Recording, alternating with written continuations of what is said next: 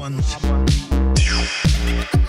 ingratiating goblins, in bed with a goblin. I don't want to see him kissing goblins, succubus with goblins, ingratiating goblins, in bed with a goblin. I don't want to see him kissing goblins, ingratiating goblins, in bed with a goblin. I don't want to see him kissing goblins, ingratiating goblins, in bed with a goblin. Dump it. Charging into a goblin's nest, some goblin vomit and slop and blood on it.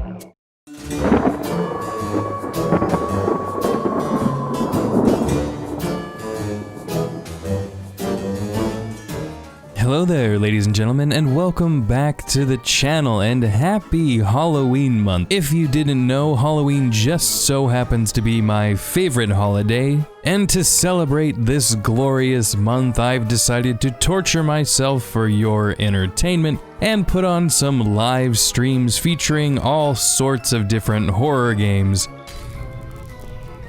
Shh, Alma, don't be doing this to me. Ah, son of a bitch! Fucking Christ! Oh my god. That was not cool. Just run at me like a little chimp. Yeah, this is a really cool shotgun in real life.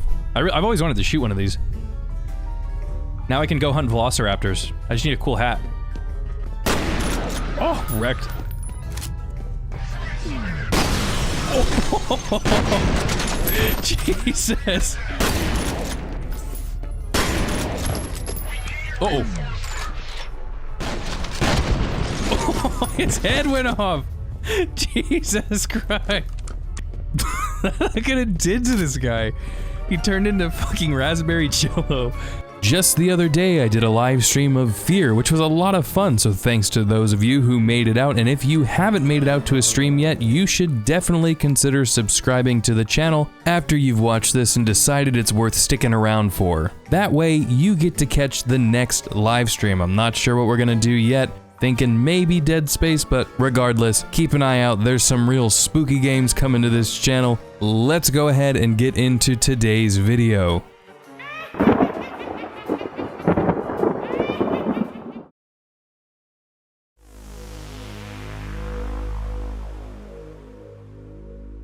With EA having exclusive rights to Star Wars video games, we really haven't had too many great ones over the years. Hell, it's not even that we haven't had too many great ones, we just really haven't had that many Star Wars games. We've gotten Star Wars Battlefront, Star Wars Battlefront 2, and Star Wars Jedi Fallen Order.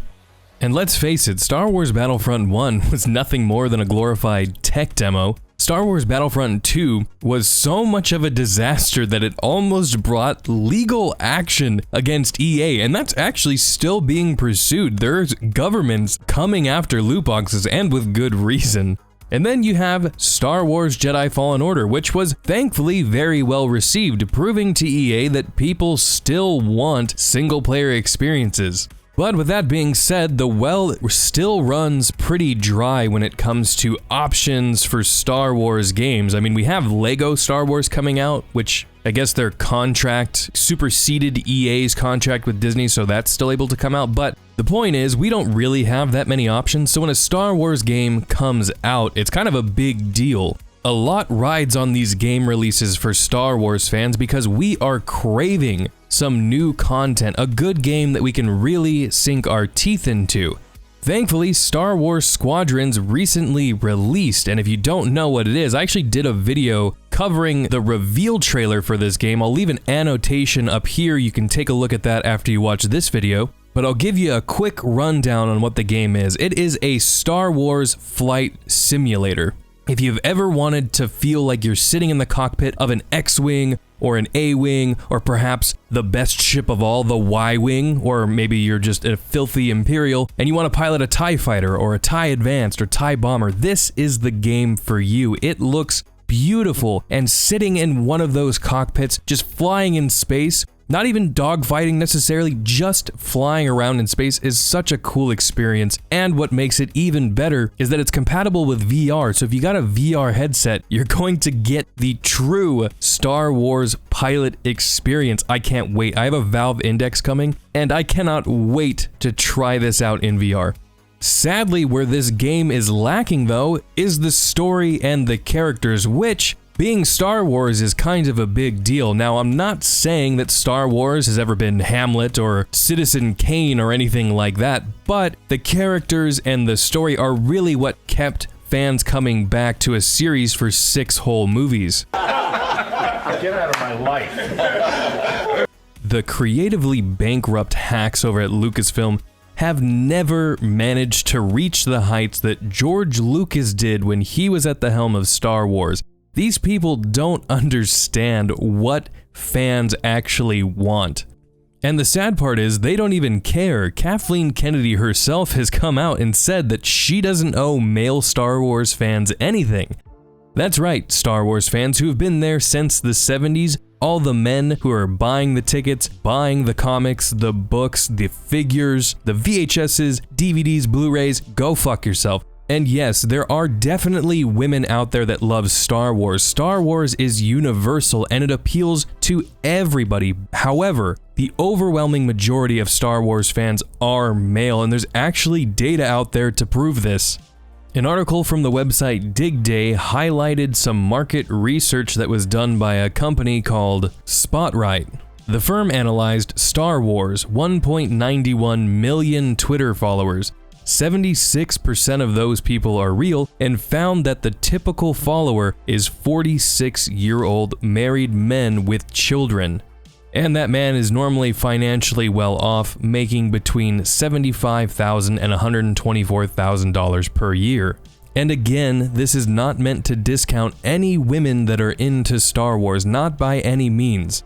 However, just as I talked about with Assassin's Creed and Ubisoft marketing to their main demographic, which is male, the same can be said for Star Wars. But what Kathleen Kennedy is doing is saying, no, forget the men, the Force is female, that is the future. And here's the thing with these writers and Disney themselves as a company, they don't care about your cause. They don't really care about diversity or about inclusion and representation, because if they did, they wouldn't be pulling gay kiss scenes from markets that don't find gay people all of that favorable, and they wouldn't be removing or minimizing Finn in posters in Asia, specifically China, where they don't really like black people all that much. This company, they're not that woke. They're not really on your side with your cause. They're on your side with the cause in places where it's going to make them money.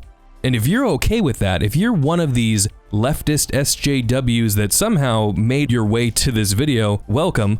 You might want to re-examine your support for a company that's using a cause that you believe in for profit.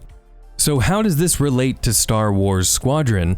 Recently, Star Wars Squadrons writer Mitch Dyer announced on Twitter that one of the rebel pilots has preferred pronouns, which I know what you're thinking. Why didn't we know about this earlier? Why wasn't this discussed when this game was announced? Were they trying to hide this pilot? What bigots? Mitch's tweet reads, "Friendly PSA as people start talking about characters. Kyo's pronouns in Star Wars Squadrons are they, them. Thank you." I'm sorry, is this person not an individual? Is she in fact multiple people? They, them? This is definitely a female character, as are most of the people that are in Vanguard Squadron, by the way. If you didn't know, Vanguard Squadron, the rebel squadron that you play as, it's led by a woman, there's another woman pilot, and then there's Kyo here, who is a woman. Then there's a male Trandoshan, so they got one male, and if you look at this picture here, they make sure you know that he's the guy. He's wearing the blue jumpsuit. They're like, yep, look, here he is. This is him right here. We segregated him, so you know who the filthy sit-het lizard is. And then depending on if the player decides to play as a male or female, you can end up with a very female-heavy squadron. And I know it really doesn't matter that much for what we're talking about, but can we just pause for a second? Look at this alien. What is this? This is a nightmare. There's some weird looking aliens in Star Wars, don't get me wrong, but this thing is absolutely terrifying. What the hell? There's like teeth on her forehead, teeth jutting, protruding out of her skull. This is like a Lovecraftian horror monster and those giant dead green eyes. Good lord. The blackest eyes, the devil's eyes. So, getting back to Kyo here, what's the point of this? What is the point of announcing this fictional character's pronouns in this way? It's not like it has an impact on the story, it's not like it has an impact on her character in the game. This is literally just Mitch Dyer coming out and saying, look at the they, them. Look at this thing. Is that objectifying if I call it a thing? If you're gonna say that I can't call her a her, then it's a thing. How is that any fucking better, Mitch? Yes, look at this object right here that has no personality. I mean, to be fair, this character is not really a character. No one in this game is really a character. They're all shallow husks. They don't, this pronoun thing is absolutely ridiculous and is just more virtue signaling from the creatively bankrupt hacks who are for whatever reason allowed to write for Star Wars. I mean, the bar's set pretty damn low these days, don't get me wrong, but come on, can we not start to climb the ladder again, to just work towards some quality again? And here's the thing, it's not just about private pronouns over here, it's with other characters in the game as well. Like you have Varco Gray here, who's the leader of Titan Squadron. That's the Imperial Squadron that you get to play as in the game. And I'm just gonna read you his bio here really quick, just see if you pick up on what I'm talking about.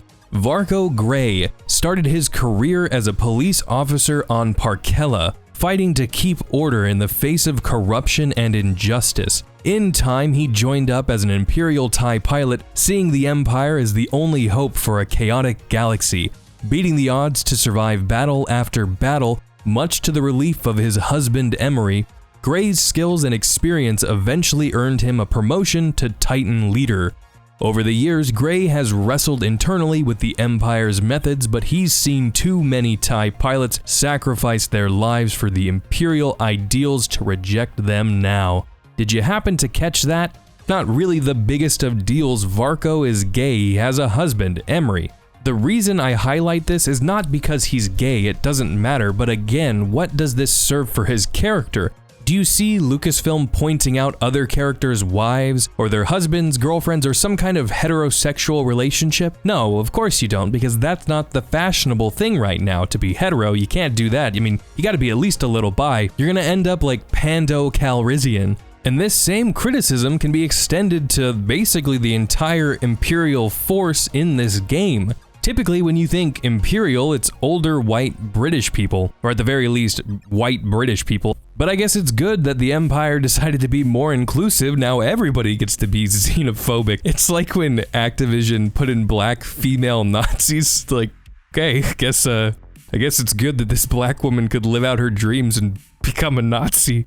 I mean, that's what could be said about Rey Sloane. If you don't know who Rey Sloane is, let me read you her bio here really quick. With Emperor Palpatine dead, a new Imperial leader has emerged from the chaos after Endor. Admiral Rey Sloane, a decorated veteran with a vision for the Empire's future. Sloane believes that the Empire has purged itself of weakness and corruption, and that those who remain are worthy to uphold the Empire's ideals. Uncompromising and tactically brilliant, Sloane holds the remaining Imperial loyalists together with an iron will. So yes, now you have this strong black woman leading the space fascists. Good job, Disney. Honestly, I'm kinda shocked that people weren't mad about this, that they would make a black person a bad guy, like they're somehow vilifying black people. That just seems like the kind of circular logic the left tends to run with. But wait, there's more whammon. We have this woman here, Teresa Carroll, or Teresa Carroll. You have this character, Teresa Karen, and she's rocking a real good 2020 modern haircut, as is so popular with the characters that Lucasfilm have been pumping out, especially the female characters. What is it with them, with these modern haircuts for these characters in a galaxy far, far away? I don't understand this. Like, I get that they want to be topical and they want to, you know, put their modern politics in Star Wars. It's like Holdo, they're trying to have that character resonate with other weird leftists. It's like, I have dyed hair and I'm an insufferable cunt too, oh my god. Or that stupid feminist bot, Fembot L337 from Solo, who I'm still convinced was put in as a troll. It's too perfect. I don't think the writers were trying to make that character. I think they were making a caricature of feminist SJWs. But if they weren't, if it was a legitimate attempt, Disney is just so tone deaf and they just desperately want you to like these complete dumpster fire characters. Now, I've seen people on Twitter talking about how people are getting upset over this and it's really stupid. And really, it's not just about the pronoun thing. It's just that people, myself included, are incredibly sick of these virtue signaling sycophants. It's nothing but constant pandering and just, look at me, shower me with praise, I put somebody that says they, them in a game. This is what I would focus on, Mitch. This is what I would focus on anybody who wants anyone to give a shit, one single shit, about any of these characters. Make them compelling, make them interesting, make us care about them. I don't care if you give me some kind of weird polyamorous, multi-species, multi-ethnic, space llama dating humanoid-esque creature. I don't care as long as they're an interesting character and I can connect with them on some other level other than just they have the same genitals as me or they use the same pronouns as me. Again, I'm gonna wrap this video up with just saying Disney as a company, they don't give a shit about your cause. They don't care about your representation. As soon as they start seeing that money dry up in China or the Middle East, wherever they have to remove what you support because the money talks, that's when you see their true colors. They are a corporation, a business, and they run Star Wars like a money printing press. It has no soul anymore. It is just being used for politics, and it is complete garbage. And that does it for today's video. It's really a shame that this had to happen with this game because, like I said, gameplay-wise, it's pretty damn fun, but I have a really hard time saying to go spend money on this when you have the creative leads of the game pandering to the woke crowd. As always, I want to know what you think about all of this. Is Star Wars Squadrons still a game that you're going to be picking up? Because, again, I would totally understand why. Or has the messaging from the creative team turned you off to this title? Let me know down in the comments below. And if you like the video, be sure to drop a like, and if you really want to support this channel, hit the subscribe button as it really does help me out. Don't forget to hit the bell notification so you get notified of all of my future videos.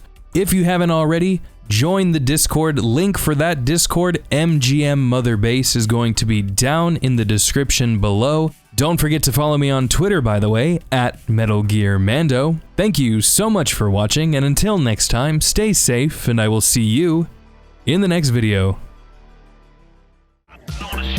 Kissing goblins, ingratiating goblins, in bed with a goblin. Kissing goblins, ingratiating goblins, in bed with a goblin. Dump it. Charging.